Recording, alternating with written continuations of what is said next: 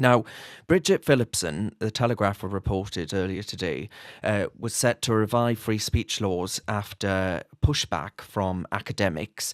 The Education Secretary was set to introduce a watered-down version of the Conservative Party legislation designed to protect university staff from cancel culture, which of course has been rampant. You say a man has a cock and a woman has a fanny, and all of a sudden you'll be cancelled from campus.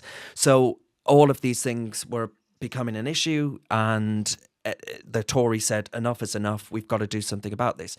But Connie, she stood up at the dispatch box today, it was, and you weren't impressed by what you had to hear.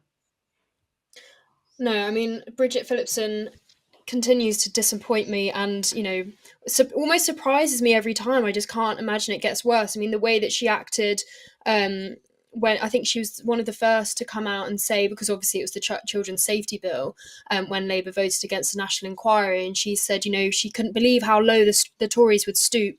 And once again, she is doing this gaslighting thing, trying to tell everyone that Labour, she tweeted out the most galling statement earlier, saying it was under a Labour government that freedom of speech was enshrined into law, and the Labour government is once again ensuring freedom of speech will be implemented in academia. Yet the Labour's version of the Higher Education Freedom of Speech Act, yes, it is a watered down version in the sense that it will literally mean nothing, because the watered down version is the version without clause 4, which means that the Act has no statutory tort power, which would have meant under the Tories, the one that they introduced and passed, but then the Labour government not repealed but shelved as soon as they got into power, it would have meant that individuals who were aggrieved and had their freedom of speech suppressed would have been able to take a civil case to county courts against their higher education institution.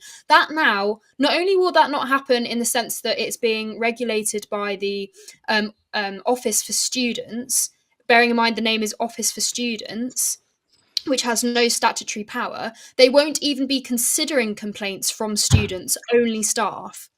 So this bill firstly doesn't protect anyone really, but it certainly doesn't protect students, which, to be honest, they're just as likely to get cancelled, maybe even more so than academics, because we know what students are like and social ostracisation. It's students who run student unions, and that's the other thing. So firstly, I mean, it's kind of irrelevant anyway, because the Act itself doesn't have any power. But say it did have power, Bridget Phillipson has also removed the bit where it will apply to student unions as well. And that is what has been really key here, because a lot for students in particular, it's student unions, and it was in my case as well, that actually have the power and that can remove you from societies and ban you from going to certain things, which they banned me from even stepping foot into the Leeds Student Radio office. Why? Tell viewers that might not be aware why that happened.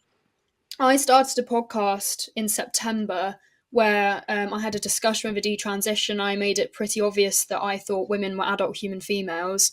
And I ended up being suspended from my committee position. And my committee position was the daytime editor. So I was overseeing the talk shows, which happened to include LGBTQ Hour and Women's Hour.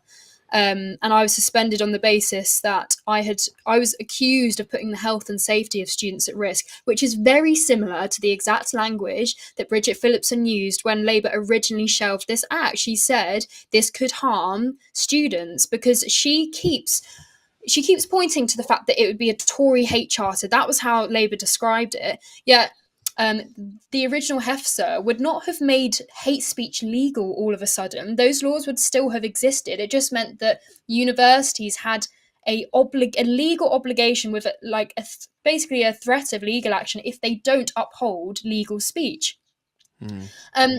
And the fact that I was suspended and all of this has happened because I was accused of putting the health and safety of other students at risk, it's the exact same language. And, Bridget Phillipson keeps pointing to the example of this will allow Holocaust deniers on campus to openly deny the Holocaust.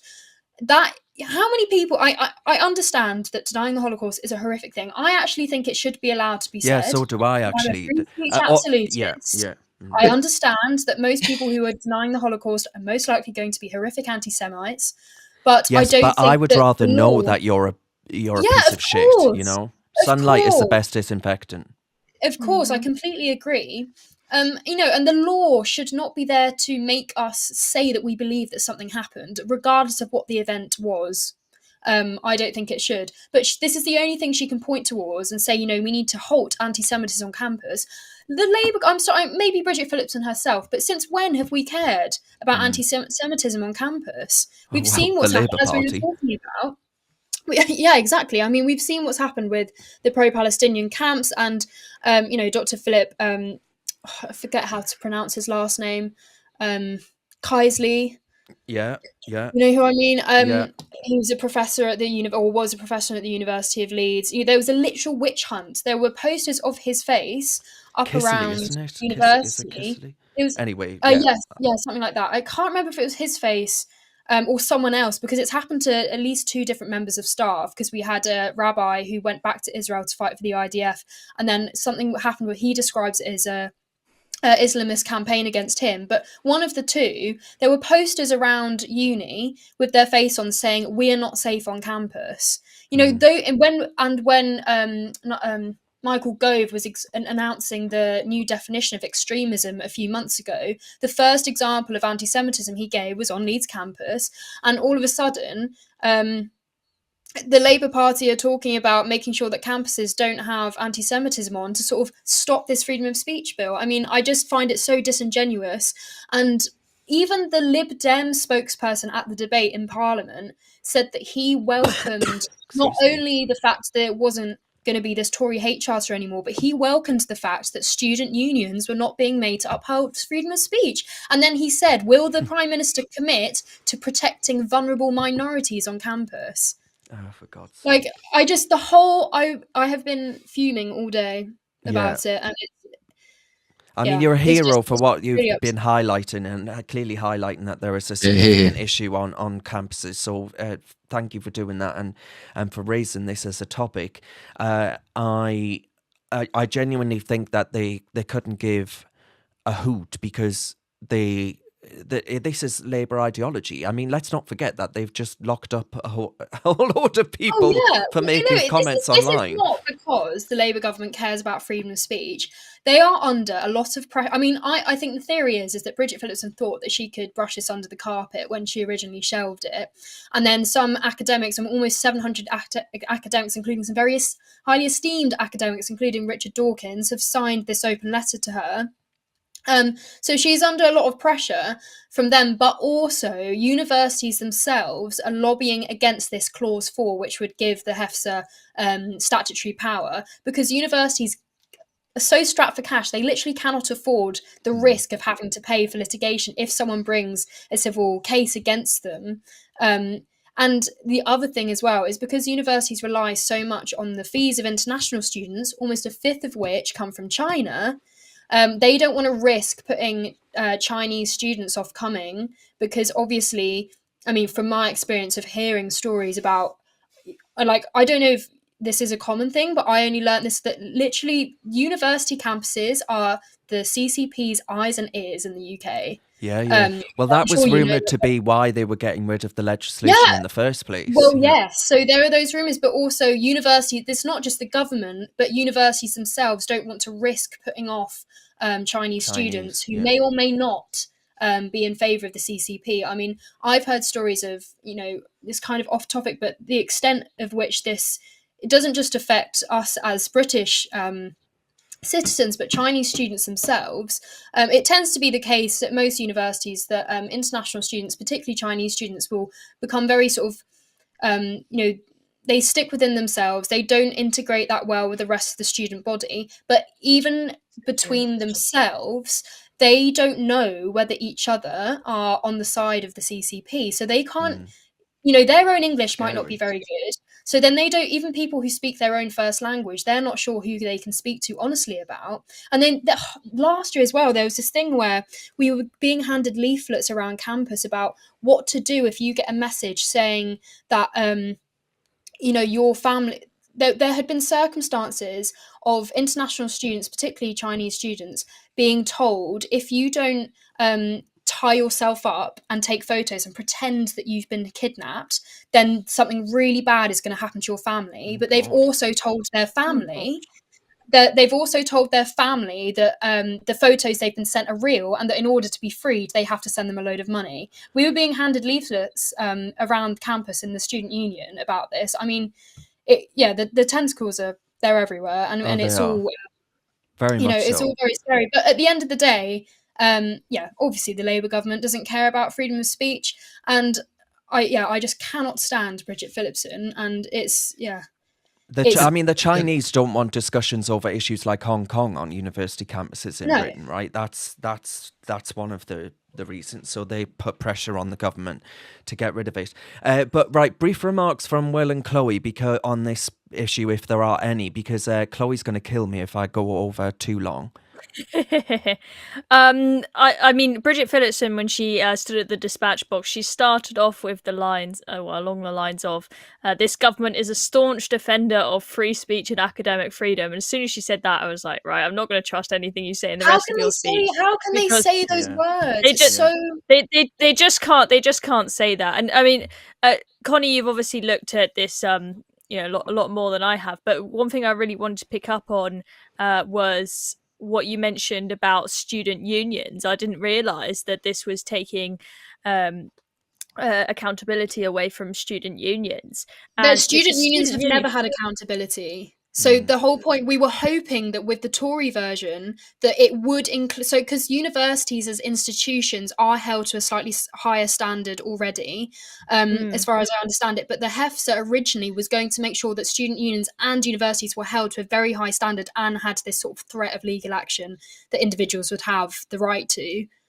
So it hasn't been removed; it has just never been implemented. Sorry to interrupt, Okay. but Okay, yes, that makes more sense.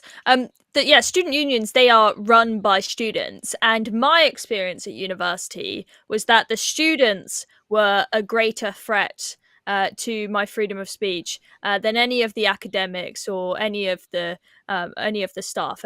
I know some other universities have work staff, but at least in my case, they were all fairly reasonable. It was the absolutely bonkers lefty students that have got nothing better to do because they barely do their uni work, where they're not required like a normal job to turn up 9 to 5. They just sit on their bums tweeting and writing Facebook posts all day about how everyone who disagrees with them is evil and needs to be removed from every society that they're a part of and banished and whatnot. The students are absolutely nuts, and that was very clear to me when we had Kathleen Stock, the gender critical feminist, came to speak at the Oxford Union. The Oxford Union, which is the debating chamber, not the student union, they wanted to host her.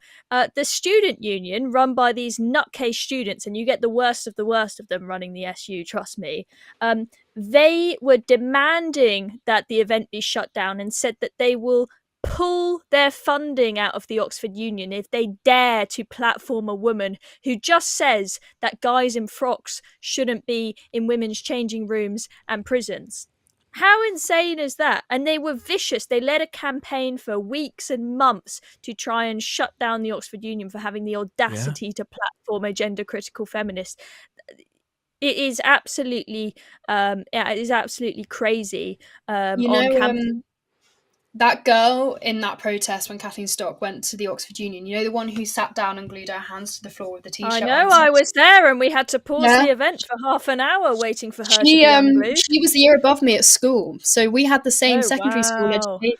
Oh God, and poor we've you. both gone very different ways, clearly. Yeah, as in you're not totally mad. Absolutely hilarious. Will, any brief thoughts on that? How long do I have, Darren? What, 30 seconds? Yeah. I don't blame the left. I don't blame Labor. Lefties are always going to be nuts. I blame the right. I blame the right in the UK. I blame the right in Australia. I blame the right in the US. We've forgotten how to argue for free speech. The left has won. Even before, when this panel was having a debate going, oh, yeah, you should be allowed to call someone, this word or that word. Oh, that's a good idea. It's like, we worked this out 2,000 years ago. You should be allowed to say what you want to say with some very limited exceptions. If it incites violence or if it's defamatory, The right has forgotten that. The left are always going to be bonkers. The one thing I would just suggest to everyone who is here today is get up and have the guts to actually fight for free speech. I'm actually not sure the conservatives in this country have those guts, but we need to remember that it is us on the right that is fighting for this. And I think we're the ones who need to take accountability to say, right, you should be allowed to say what you want to say, with some very, very limited exceptions. Let's stop whinging about the left and let's actually start fighting for free speech again. Still watching? Well, I've got a quick ask for you. Recent UK, we're fighting the woke brigade and inspiring young Brits, but we need your help to go bigger. We're hosting a fundraiser and would love you to sign up and share the link on the big day. It's easy, it makes a massive impact, and there are prizes for top fundraisers. Click the Google form in the description to join us. Cheers very much. Let's keep going together.